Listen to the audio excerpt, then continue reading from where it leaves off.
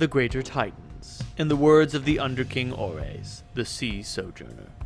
The stars shine strange beneath the sea. This one dared rise from the waters so that he could see them plain, the burning essences of those who came before. Our lives are but a quest to join the stars. This one longed to be the brightest, but in the downside, this one met those whose own stars shall doubtless burn at least as hot. Together we achieved great deeds. You may have seen some evidence of it. The remains of the Greater Titans, which once darkened this dark land, but our kinship was the strength to conquer them. It is this one's humble charge to chronicle those deeds, and may the Titan stars never stain the sky during your time. Endriga the Widow. The boundless sea of Solus, and a blackened star are all of what remains of the Blood Titan Endriga. After this one's exile, he was joined by many of his bravest worm knights who awakened the Blood Titan inadvertently while searching the downside's murky depths. Endriga was most displeased to see her hibernation end, and vowed to 4 ages of torment on us and our sea dominion. Our assault was grander than can be described, and lasted days and days and days. The noblest of worm knights fell upon her massive form as waves which dashed themselves against the rocks. Our resolve eventually exceeded hers, and she collapsed into the seas and disappeared. This one, alone, remained to tell of it. Suntries. Know you the sacred Mount Elodial, the highest peak within the lowest land?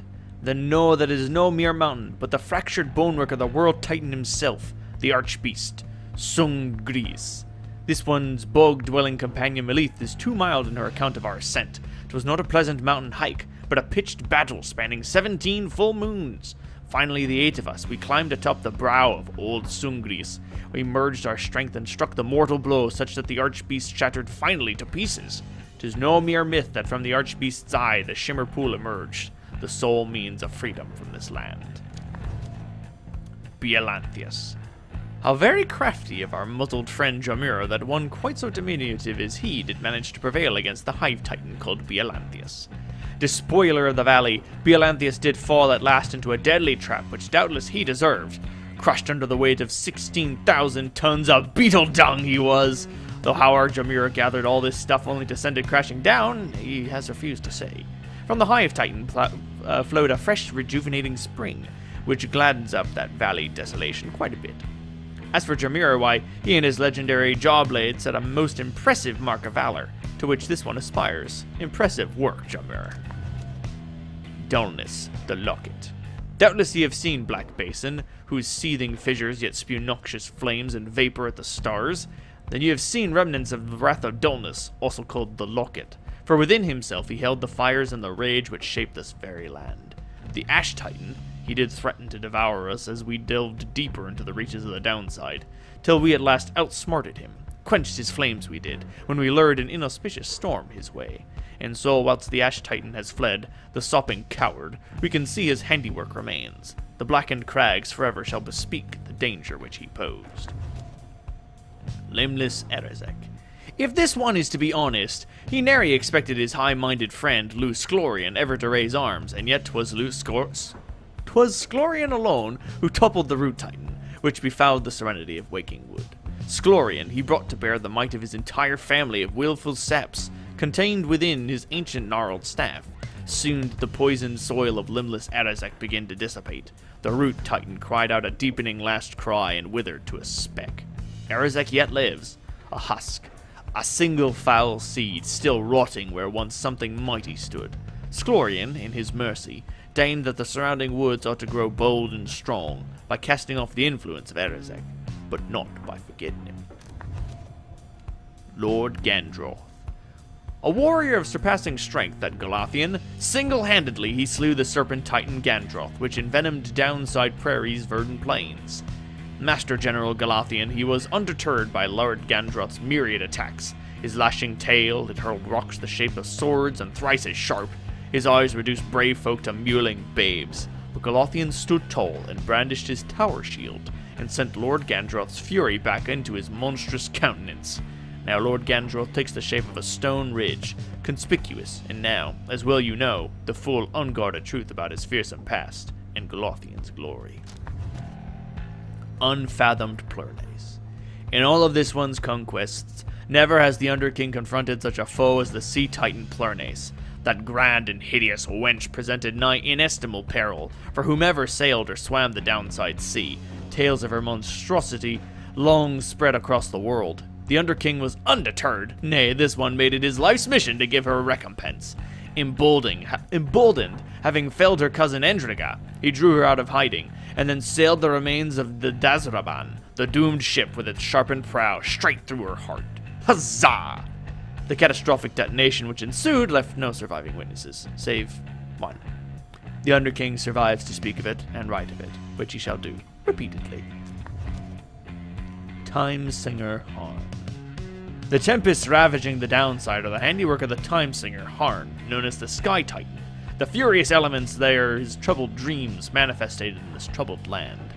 We, the Eight, we sought to cure him of his ailment, for his unrelenting and unpleasant dreams had long become our treacherous reality. One night we drew him toward the Rite of Flame, a stratagem of Solium Mur's design. There he was stricken by the stars and dazed and overcome by their eternal shining glory. The Sky Titan thus bonded with the sky. The tempests which remain, they are but lasting traces of his waking dream. Islak Astral Born. The foul name of the Star Titan is written here but once. Do not invoke it, lest you aid its reawakening. It sups upon despair, and fear, and doubt, and lands such as our own. 'Twas our mighty mistress Melith, which tracked the astral-born monstrosity within its loathsome pit, where it lay nursing wounds sustained from traveling across the stars in search of simple prey. The wicked astral-born could drive a lesser creature to the brink of sanity with a mere passing glance, but not Melith. She cast upon the fiend 100 words of binding, each one more binding than the last. But the creature's incandescent skin we bound this book, and bound ourselves unto the stars. Silvius, horse-headed. Without warning, from the cinders and the seething rock that crushed forth from the sea and soil at the foot of Black Basin, rose the mare titan, Silvius. She broke the land beneath her burning hooves, whinnying vengeance upon those who thwarted dullness. We, the Eight, we were divided then, and blinded by the smoke and heat and thunder, but for the grace of Mother Triesta Tithys, all would have been lost. With unswerving concentration, did Saint Triesta then invoke the old enchantments inscribed upon the holy scepter which she bore. The land burst into starlight, rending Silvius in twain. Her visage now strikes fear into the hearts of her foul kind, not ours. The tattered mantle. Well known is the treachery of the rope collar, who conspired against the Emperor of Sar, and set in motion the Empire's collapse. The knave did journey to the downside after us. Our paths? They never crossed, though he did meet his end. He wore the tattered mantle, wrought by the first Empress, and worn in every generation hence. The living mantle whispered wisdom in its wearer's ear, but in the downside it cried out instead in protest. When the rope collar retreated to his horrid isle far at sea, the mantle gained new life, conjoining with the native imps. The imp titan was born, and grasped then the rope collar in its first and last embrace. Shax's 6 shoulders. Much can be learned of bravery from the tale of Haub the Swallow, the imp who alone filled the muscular and altogether terrifying bone titan called Shax's 6 shoulders. 6 shoulders sat listless, his appalling frame refusing to be budged. None dared approach the withered fiend, whose plague had spread half across the valley floor. Undeterred, Haub sprang into action. Whilst we but watched, the little one, he flew into the gaping maw of Shax, and lodged himself inside the monster's throat. Shax began then to cough, and cough, and cough until the valley shook. 6 shoulders breathed his last, and fell. His putrid flesh then fizzled and was gone, yet our friend Imp remained. And that is the Book of Ores.